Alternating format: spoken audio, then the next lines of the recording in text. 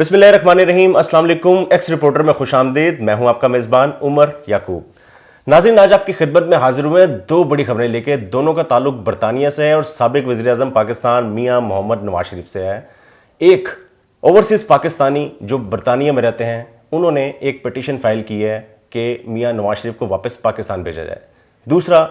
Pakistani authorities کی طرف سے بھی ایک لیٹر لکھا گیا ہے کہ میاں نواز شریف چونکہ پاکستان کے کنوکٹڈ ملزم ہیں, ان کو پاکستان بھیجا جائے تاکہ ان کے خلاف جو ٹرائل چل رہا ہے اس کو وہ کمپلیٹ کریں اور جو بھی نتائج آتے ہیں اس کو فیس کریں. ان کا سٹیٹس کیا ہے, اس پر آج بات کریں گے. ہمارے ساتھ موجود ہیں سینئر جرنلسٹ ہیں, پولیٹیکل کورسپونڈنٹ ہیں, مسلم لیگ نواز کو کور کرتے ہیں, Ramiz Khan.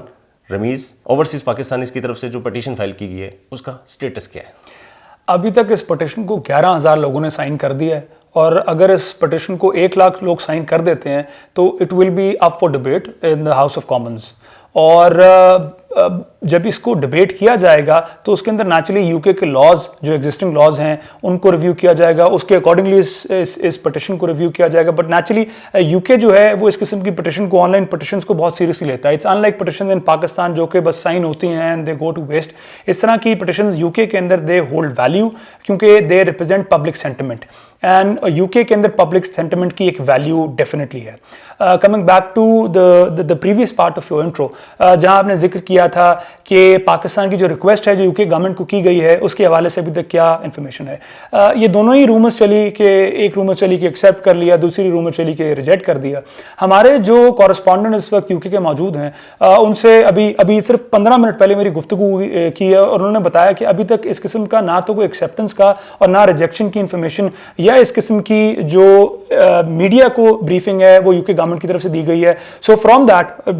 Basing on the information that we getting from U K, ابھی تک I can not draw conclusion, کیونکہ وہاں سے جو انفارمیشن ہے کہ اس قسم کی کوئی ریکویسٹ نہ تو انٹرٹین کی گئی ہے نہ اس کو ریجیکٹ کیا گیا ہے. آفیشلی ریجیکٹ یا ایکسیپٹ نہیں کیا گیا. جی ہاں, وہاں کے میڈیا نے بھی تو اس کو رپورٹ کیا, فائنینشیل ٹائم نے بالکل رپورٹ کیا, اور انہوں نے یہاں تک اس کے اندر ایڈ کیا, اگر آپ فائنینشیل ٹائمز کی رپورٹ پڑھیں, کہ یو کے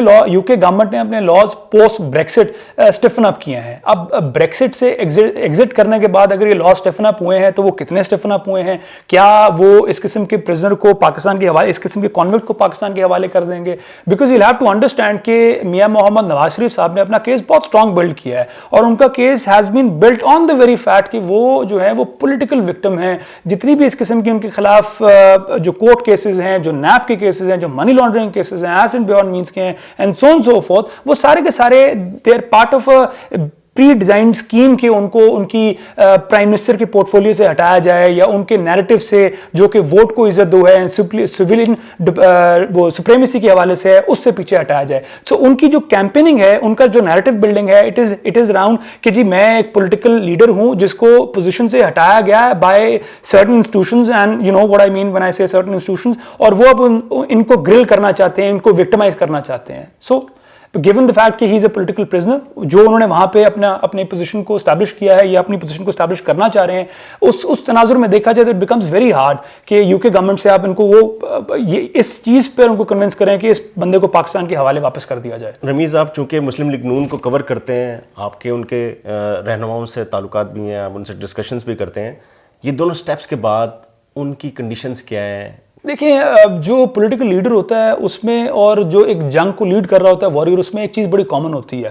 جو بھی سپہ سالار ہوتا ہے وہ کبھی بھی اس چیز کو کنسیڈ نہیں کرتا کہ میں ہارنے لگا ہوں. یہ جو پولیٹیکل لیڈرز ہوتے ہیں یہ بھی کنسیڈ نہیں کرتے کہ کبھی وہ پھنس گئے ہیں, کیونکہ وجہ یہ ہے کہ ان کے پیچھے ووٹرز کی اور سپورٹرز کی ایک بڑی تعداد ہے جو انہی کے حوصلے کو دیکھ کے ان کے پیچھے چلتی ہے. تو اگر آپ یہ امید کریں کہ یہ لیڈرز جو ہیں کہیں بھی پبلکلی اس چیز کو انڈورس کریں گے کہ وہ کہیں پھنس گئے ہیں, یا ان کے خلاف کوئی قانونی کارروائیاں تیز ہونے لگی ہیں, یا وہ جو ہیں اس قسم کے ڈریگنٹ میں آ گئے ہیں کہ وہ شاید آگے ان کو کوئی کسی کمپرومائزنگ پوزیشن میں آنا پڑے, تو وہ شاید اپنی سپورٹ لوز کر جائیں گے, تو وہ کبھی بھی اس کو پبلکلی کنسیڈ نہیں کریں گے. As far as things are concerned internally, میرا خیال دس از نو سیکرٹ کہ پی ایم ایل این جو ہے اپنا پریشر بار بار اس پریشر کے ٹیمپریچر کو بڑھا رہی ہے, اور اس کو ہم دیکھ رہے ہیں کہ میاں نواز شریف صاحب نے جب پہلی تقریر اے پی سی میں کی, اس کے بعد ان کی تقریر انہی کی اپنی جو سی ای سی کی میٹنگ ہے, سینٹرل ایگزیکٹو کاؤنسل کی میٹنگ ہے, اس کے اندر, اس کے بعد پہ سینٹرل ورکنگ کمیٹی کی میٹنگ جو پی ایم ایل این کی, اس کے اندر اگین लेकिन वही बातें कंसिस्टेंटली वोट को इज्जत दो के हवाले से ये कहना कि जी हम अपने मुल्क में भेड़ बकरियों की तरह नहीं रह सकते, हम अपने मुल्क के मुल्क में स्लेव्स की तरह नहीं रह सकते, हमें मुल्क में आज़ादी चाहिए। तो और इसके अलावा जब उन्होंने अभी रिसेंटली तकरीर जो 16 अक्टूबर का जलसा है उसके अंदर तकरीर के अंदर फरमाया कि जी इस मुल्क की जो सारी बुराइयां हैं उनके डायरेक्टली एंड इनडायरेक्टली जिम्मेदार जो हैं उसको जनरल बाजवा को ठहराया। तो उसके बाद तो आई थिंक हम इस चीज़ को, you don't need a rocket scientist to determine कि पीएमएलएन जो है वो प्रेशर, जितना प्रेशर गवर्नमेंट पीएमएलएन पर बढ़ा रही है उतना ही प्रेशर पीएमएलएन जो है वो एस्टैब्लिशमेंट में बढ़ा रही है कि उनके साथ कुछ ले दे करके मामला को इस वक्त जो है वो रफा दफा किया जाए। बिकॉज पीएमएलएन ऑल्सो अंडरस्टैंड्स कि वो इस वक्त जो है वो they are neck deep in cases, money laundering के हैं, एसेट बियॉन्ड मींस के हैं और बहुत सारे केसेस हैं जिनके अंदर पीएमएलएन को शायद जवाब देना बहुत मुश्किल है। इसलिए हम देख रहे हैं कि पीएमएलएन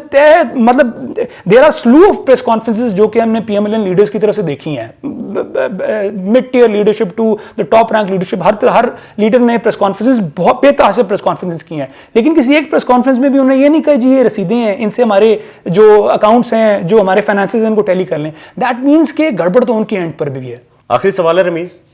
वाइंड अप कीजिएगा।